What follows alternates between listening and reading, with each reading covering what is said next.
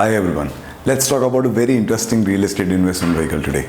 This is a 2000 rupee note and I can buy a rent generating property from this. I don't have to invest that millions of rupees now to get a piece of a property and then earn rental income out of it.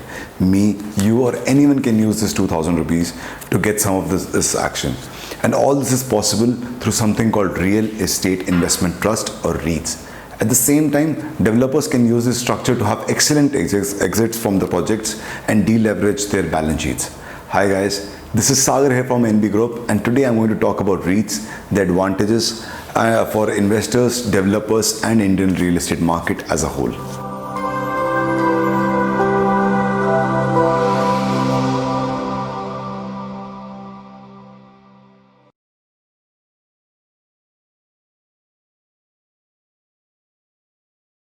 A REIT is basically a trust which holds properties through a special purpose vehicle, SPV, and its structures comprises of three entities: a sponsor, trustee, and the manager. The REIT rules are framed and monitored by the market regulator SEBI, and the listing and its trading has to be done according to the guidelines. Okay, I know this sounds too much technical, so let me just try and explain it using a couple of diagrams. REIT in its most basic form is an investment trust which owns rent generating properties. It can own these properties either directly or through an SPV or through a holding company, which in turn owns properties. These properties generate rental income which are transferred to the REIT. On the other side of the structure is the unit holders who have the ownership in the REIT.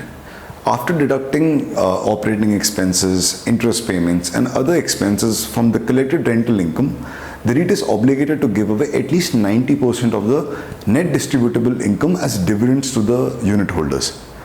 Now you must be wondering who is going to transfer properties in this structure, who is going to run this trust, and most importantly, who is going to take care of the best interest of the unit holders. So have a look at this diagram. Now the basic structure remains the same here. The REIT owns a bunch of properties from which it earns rental income, and then it in turn owned by the unit holders who get dividends in return. Three stakeholders have been added here. First is the sponsor of the REIT. Sponsor is usually a real estate developer who owns rent generating properties, and when the occupancy levels and the rental income of the properties have stabilized, starts the formation of a REIT and transfer these properties in it.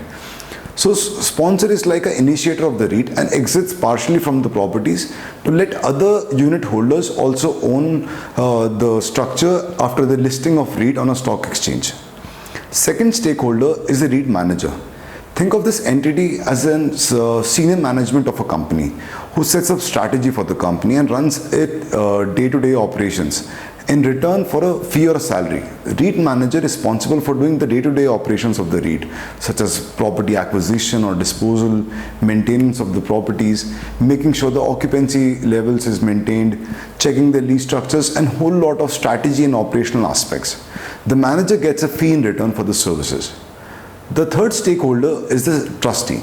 So this entity acts like a board to the company, who checks that the REIT manager and other associated entities work in the best interest of the stakeholders. In return, he gets a fee for the same.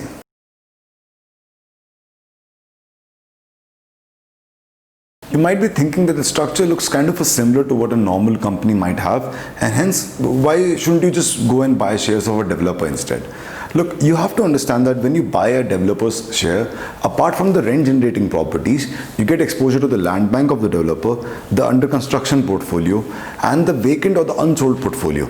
Added to that is the uncertainty of dividends, as dividend distribution is at the sole discretion of the management. However, REITs by law have to have at least 51% of the revenue coming from rental, leasing and letting real estate assets, and not disposal of such assets. They should hold at least 2 properties in the portfolio, and no one property should exceed 60% of the total holdings. And at least 80% of the assets shall be invested in completed and rent generating properties. Hence, when buying into a REIT, it's like buying into a rental property. Better actually, it's a portfolio of rental properties.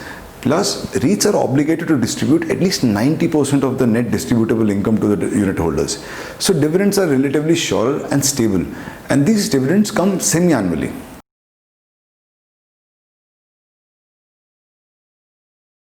First is the attractive returns, which are in form of dividends and capital appreciation. Regular dividends come from rental income of REITs, and capital appreciation comes when the underlying value increases. REITs invest in high-grade properties, so expected capital appreciation is also high. Second is the diversification. One can invest in specialized properties through investing in specialized REITs such as commercial, hospitality, healthcare, industrial and retail. Third is the liquidity of investment. One can buy or sell the highly liquid shares of REIT at any given time. Fourth is the regulation from SEBI. Publicly traded REITs are regulated by SEBI, and hence an investor definitely feels safer and more secure over his or her investment.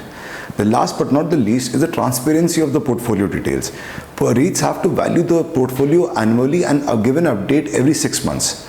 Hence, transparency is maintained with respect to lease structures, rental payments, and information on tenants.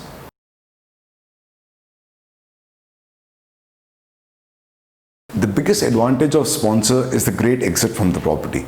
The REIT gets publicly listed. A grade A portfolio along with well-timed listing gives a great exit opportunity to the developer. Thus, being the sponsor, a developer earns the right of first refusal to transfer other properties to REIT going forward. The listing can also help developer deleverage his balance sheet. REITs can become a financing option too, as 20% of REIT portfolio can be invested under construction projects.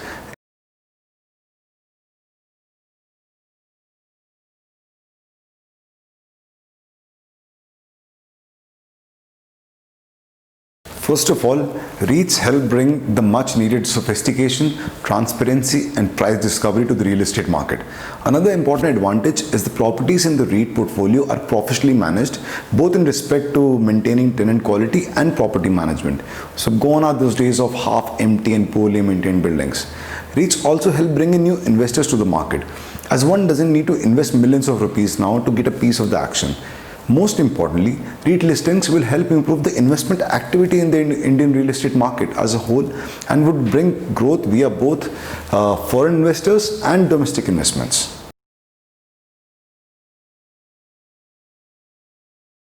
Look, REITs are not a new thing. They have existed in the US since 60s and in other Asian markets since 2000s. In fact, the first Indian REIT got listed in 2019. That was the Embassy REIT, which has the Bangalore-based Embassy Group and the US-based Blackstone Group as its sponsor, and it consists of a portfolio of high-quality Grade A commercial buildings. You can read up more on it on their website, or you can connect with me to discuss about this and other case studies too.